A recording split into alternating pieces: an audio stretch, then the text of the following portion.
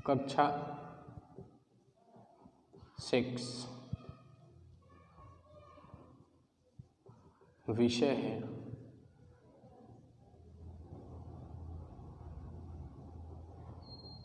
संस्कृत। और हम क्या कह रहे हैं? संस्कृत शब्दावली कर रहे हैं।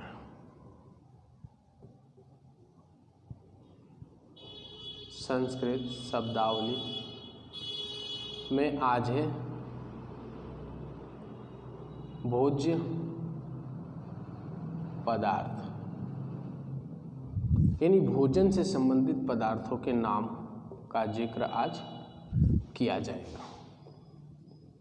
जैसे नंबर 1 पे सबसे पहले क्या आया हुआ? अमृति। अमृति, इसको संस्कृत में क्या कहते हैं? हिंदी में क्या कहते हैं? इमरती। इसको संस्कृत में कहा जाता है अमृति, हिंदी में इसको कहते हैं इमरती। अगला है मास गर्भा। मास गर्भा, जिसको आप सामान्य भाषा में कहते हो कचौरी।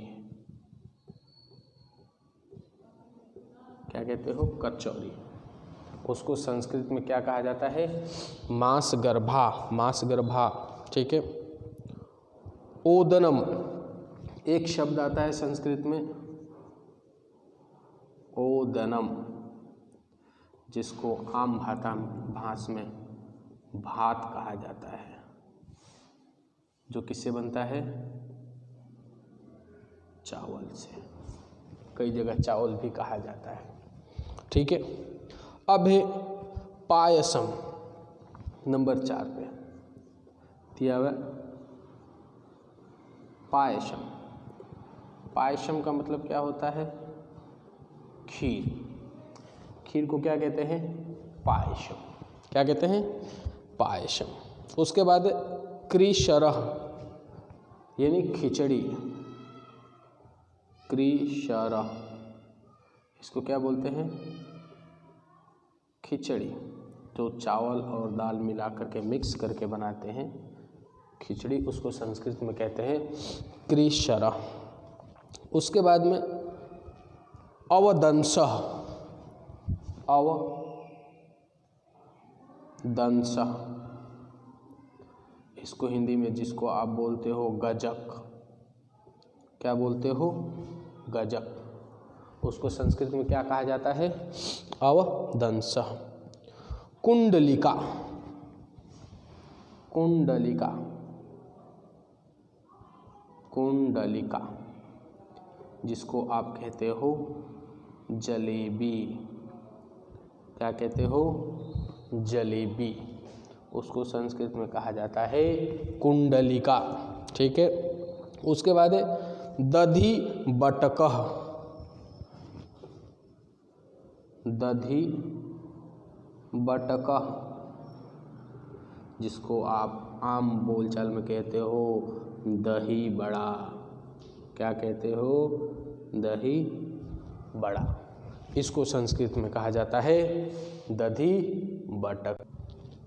अब आगे जैसे दिया हुआ, यहाँ तक दधि बटका तक मैं बता दिया था। दधि बटका का मतलब होता है दही बड़ा। अब देखो आगे दिया हुआ पकवटिका। पकवटिका का मतलब क्या होता है? पकौड़ी। क्या होता है? पकौड़ी, जो दाल के बना करके अलग अलग चीज़ों के बना करके हम खाते हैं। अगला है परपटी। परपटी का मतलब होता है पपड़ी। क्या होता है? पपड़ी। परपटी, उसको संस्कृत में बोलते हैं, हम आम बोलचाल में उसको पपड़ी कहते हैं।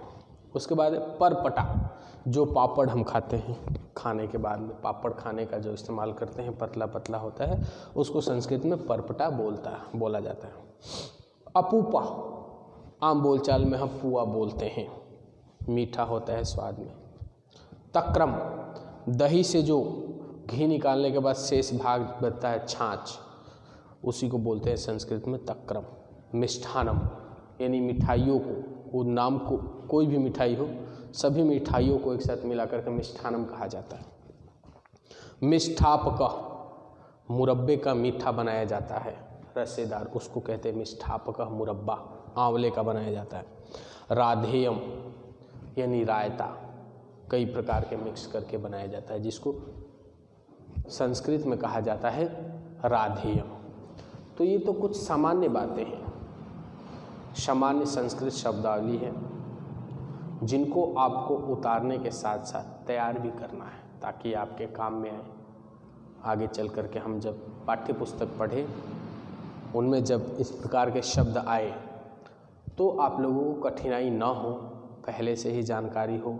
तो हम जब भी पाठ्य पुस्तक पढ़ें, बीच में इस प्रकार के शब्द आए, उनका अर्थ हमें पहले से ही पता हो तो बहुत ही सरलता से हम उनका हिंदी अनुवाद कर लेते हैं। इसी उद्देश्य से ये शब्दावली, संस्कृत शब्दावली अलग अलग चीज़ों की कराई जा रही है। फल फ्रूट, साग सब्जियों की हो गई, अब भोज्य पदार्थों की हो रही है। इसके बाद और भी जो आने वाले होंगे मुख्य रूप से जिनका प्रयोग किया जाता है वो भी बताया जाएगा।